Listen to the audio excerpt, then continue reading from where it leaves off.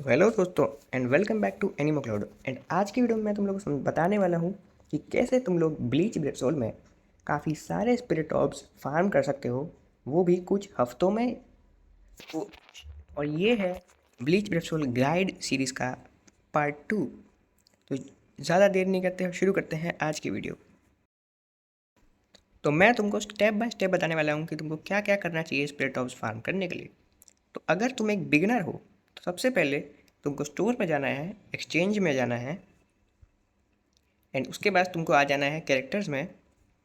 और यहाँ यहाँ पे तुमको कॉइन में जाना है, कॉइन एक्सचेंज में, एंड कैरेक्टर्स में जाना है। तुमको यहाँ पे जितने भी कैरेक्टर्स मिले तुमको उन सारे 5 स्टार एंड 4 स्टार कैरेक्टर्स को एक एक बार परचेज कर लेना है। और अगर तुम पे इतना गोल्ड नहीं है तो मैंने अपने चैनल पे गोल्ड फार्म करने की भी एक गाइड वीडियो डाल रखी है, तो उसको भी देख लेना, वहाँ से गोल्ड फार्म कर लेना। उसके बाद इन सारे के सारे कैरेक्टर्स को परचेज कर लेना। फिर तुमको कुछ नहीं करना है, इन सारे 4 स्टार एंड 5 स्टार कैरेक्टर्स को तुमको लेवल अप, मैक्स लेवल करना है। एंड ध्यान रखना, जब तुम 4 स्टार कैरेक्टर्स को लेवल अप करो तब तुम्हें उसमें सोल ट्री का यूज़ नहीं करना है, खाली 5 स्टार कैरेक्टर्स में सोल ट्री का यूज़ करना है। तो जैसे ही तुमको, तो इसको कंप्लीट करने में तुमको कुछ हफ्ते लग सकते हैं सारे कैरेक्टर्स को लेवल अप करने में, पर तुम धीरे धीरे करके सारे कैरेक्टर्स लेवल अप कर लेना। फिर जो नेक्स्ट चीज़ तुमको करनी है वो है, जब भी कोई नया सीज़न आए लिमिट ब्रेकर का तब तुमको उसको खेलना है। वहाँ से तुमको अराउंड 50 ऑर्ब्स मिल जाएंगे। फिर तुमको गेंडकाइमोन के क्वेस्ट खेलने हैं। अगर तुम बिगनर हो तो मैं सजेस्ट करूँगा कि तुम नॉर्मल डिफ़िकल्टी पे गेंडकाइमोन क्लियर कर लेना, अगर कर पाओ तो। और अगर तुम एक मिड प्लेयर हो मेरी तरह तो मैं प्रेफर करूँगा तुम एक्सट्रीम पे भी ट्राई करना और स्पेशल पे भी ट्राई करना। वहाँ से भी तुमको काफ़ी सारे स्पिरिट ऑब्स मिल जाएंगे, समन टिकट्स मिल जाएंगी, एंड काफ़ी सारे मेडल्स मिल जाएंगे, जिन मेडल से एक्सचेंज करके तुम लोग 6 स्टार समन टिकट्स ले सकते हो। तो यहाँ से तुमको जो मेडल मिलेंगे उन मेडल का यूज़ करके तुम यहाँ से 6 स्टार समन टिकट ले सकते हो। तो उससे भी तुमको कुछ कैरेक्टर मिलेंगे, उनको भी लेवल अप करके तुमको वहाँ से भी और मिल जाएंगे। फिर जो नेक्स्ट तुमको करना है वो है तुम्हारा रेगुलर रूटीन। तो तुमको रेगुलर जो ऑर्डर्स में डेली मिशंस भी करने हैं, जहाँ से तुमको 5 और मिलेगा डेली का। फिर यहाँ पे थोड़ी बहुत डेली इवेंट्स भी आते हैं, यहाँ पे कुछ कुछ टाइम में कुछ इवेंट्स भी आते थे, उनको कंप्लीट करके भी यहाँ से और मिल जाते हैं थोड़े बहुत। फिर तुमको ध्यान रखना, तुमको हफ्ते में ब्रेव बैटल ज़रूर खेलना है, क्योंकि यहाँ से भी काफ़ी सारे मेडल मिलते हैं, जिन मेडल का यूज़ करके। और ध्यान रखना, अगर तुम एक बिगनर हो तो कोशिश करना तुम जितना अप सीट कर सको उतना करना, और अगर तुम एक मिड प्लेयर हो तो मेरी तरह 3rd सीट पे मेंटेन करके रखना, क्योंकि यहाँ पे काफ़ी सारे मेडल मिल जाते हैं। तो अराउंड 1200 तुमको मिल जाएंगे मेडल। तो जब तुम्हारे पास इतने मेडल होंगे, तुम उन मेडल का यूज़ करके यहाँ से हफ्ते का 2 कैरेक्टर यहाँ से एक्सचेंज कर पाओगे। और याद रखना, तुमको सारे कैरेक्टर्स को एक एक बार ही परचेज करना है। जितने भी यहाँ पे 5 स्टार कैरेक्टर हैं तुमको हफ्ते में तुमको दो दो बार एक एक कैरेक्टर दो दो टाइम एक्सचेंज करना है। तो एक तरीके से तुमको पर वीक का 250 ऑर्ब्स मिलेगा, अगर तुम 3rd सीट पे हो तो। फिर तुमको गिल्ड क्वेस्ट भी खेलना है, वहाँ से भी तुमको काफ़ी अच्छा खासा और मिल जाएगा। अगर डिफ़िकल्टी अगर तुम जितनी ज़्यादा क्लियर करोगे उतने ज़्यादा ऑर्ब्स मिलेंगे। एंड अब मैं बताने वाला हूँ तुमको जो मेन सोर्स है, जहाँ से तुमको, अगर तुम एक बिगिनर हो या मिड प्लेयर हो, तो जहाँ से तुमको सबसे ज़्यादा ऑर्ब्स कलेक्ट कर सकते हो, जो है स्टोरी एंड सब स्टोरी। स्टोरी मोड में तुमको ध्यान रखना है कि जो तुम्हारी मेन स्टोरी है उसको तुमको नॉर्मल डिफ़िकल्टी पे तो पूरा ही क्लियर कर लेना है, और बाकी हार्ड डिफ़िकल्टी पे भी जितना हो सके उतना क्लियर कर लेना है, क्योंकि लास्ट के क्वेस्ट काफ़ी हार्ड होते हैं। तो अगर तुम एक बिगिनर हो, तुम पे ज़्यादा स्ट्रॉन्ग कैरेक्टर नहीं होंगे, तो तुमको जितना हो सके उतना हार्ड डिफ़िकल्टी भी क्लियर कर लो। और और फिर उसके बाद साइड स्टोरी में भी तुमको सेम करना है। तुमको नॉर्मल डिफ़िकल्टी पे सारे क्वेस्ट कंप्लीट कर लेने हैं, सारे चैप्टर कंप्लीट कर लेना। उसके बाद हार्ड डिफ़िकल्टी पे जितना कर सको उतना क्लियर कर लेना। और ध्यान रखना है, जब तुम स्टोरी मोड के क्वेस्ट कंप्लीट करो तब तुमको ऑटो क्लिकर यूज़ करना है, जिससे तुम अपने फ़ोन में प्ले स्टोर से ऑटो क्लिकर डाउनलोड करके उसका प्रीसेट सेट कर लो, और फिर उसको अपने फ़ोन को लगा के छोड़ दो। तुम्हारे ऑटोमेटिक स्पिरिट ऑब्स भी फार्म होते रहेंगे और स्टोरी भी कंप्लीट होती रहेगी।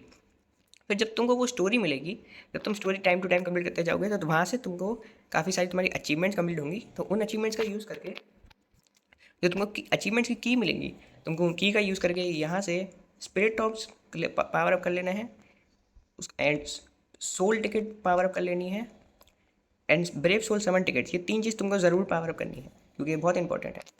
उसके बाद जब तुम, ये तो इसको तुमको स्टोरी मोड को ऑटो क्लिकर पे क्लियर करते रहना है। उसके बाद यहाँ से तुमको अराउंड, जब तुम मेन स्टोरी को नॉर्मल एंड हार्ड डिफिकल्टी दोनों पे क्लियर कर दोगे, तुमको अराउंड 7000+ और मिल जाएंगे। फिर जब तुम सेम साइड स्टोरी पे करोगे तो वहाँ से भी तुमको 7000+ और मिल जाएंगे। उसके बाद तुमको जाना है सब स्टोरी में, और सब स्टोरी में बहुत ज़्यादा ऑर्ब्स मिलेंगे अगर तुम पाँचों के पाँचों कैटेगरीज को कंप्लीट कर दोगे। मैंने पाँचों के पाँचों कैटेगरीज कंप्लीट कर रखी है। अगर तुम पाँचों की पाँचों कैटेगरीज को फुल्ली कंप्लीट कर दोगे, हर एक चैप्टर को, हर एक उनके क्वेस्ट को, तो तुमको वहाँ से बहुत सारा और मिलेगा। और फिर जब तुम सब स्टोरी के क्वेस्ट कंप्लीट करोगे तो वहाँ से तुमको काफ़ी सारे 4 स्टार एंड 3 स्टार कैरेक्टर्स मिलेंगे, जिनको तुमको लेवल अप करने पे बहुत सारे और मिलेंगे।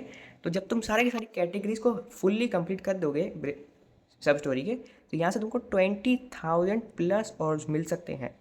मैं तुमको कोई एकदम कन्फर्म नंबर्स में नहीं बता रहा हूँ, 20,000 प्लस, 20,000 से भी ज़्यादा और मिल सकते हैं, और हल्का कम भी मिल सकता है, 500-600 का फ़र्क हो सकता है, लेकिन ज़्यादा भी मिल सकते हैं। और इस वीडियो में मैं जितने भी और की कैलकुलेशन बताने वाला हूँ वो कोई करेक्ट नहीं है, सब एस्टिमेट बता रहा हूँ मैं, जिसमें से तुमको या तो उससे ज़्यादा मिल सकता है या फिर उससे हल्का सा कम मिल सकता है। और यहाँ से तो इन सबको मिल करके तुम्हारे पास बहुत सारे ऑर्ब्स हो जाएंगे, और तुमको time to time regular mission होंगे उनको भी कंप्लीट करना है। और जो उनको अगर एक बारी के लिए तुमने स्टोरी मोड एंड सब स्टोरी कंप्लीट कर दी, और तुम अपना जब भी कोई नया सीज़न आता है लिमिट ब्रेकर का, guild quest, brave battle, guild, सब कुछ कंप्लीट करते रहोगे तो वो तुम्हारा चलता रहेगा। और जब भी कोई नया पॉइंट इवेंट आए तुमको उसमें भी फार्मिंग करनी है, क्योंकि वहाँ से भी तुमको ऑर्ब्स मिल जाएंगे, कैरेक्टर मटेरियल मिल जाएगा, समन टिकट्स मिल जाएंगी, थोड़े बहुत ऑर्ब्स भी मिल जाएंगे, और भी काफ़ी सारी चीज़ें मिलेंगी।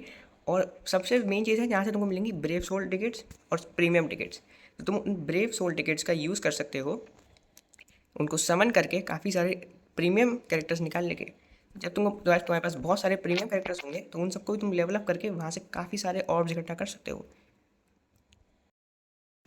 तो आज की वीडियो में सिर्फ इतना ही मेरे दोस्तों। अगर वीडियो अच्छी लगी हो तो वीडियो को लाइक शेयर कर देना, एंड चैनल को सब्सक्राइब कर देना, एंड इंस्टा अकाउंट को फॉलो कर देना।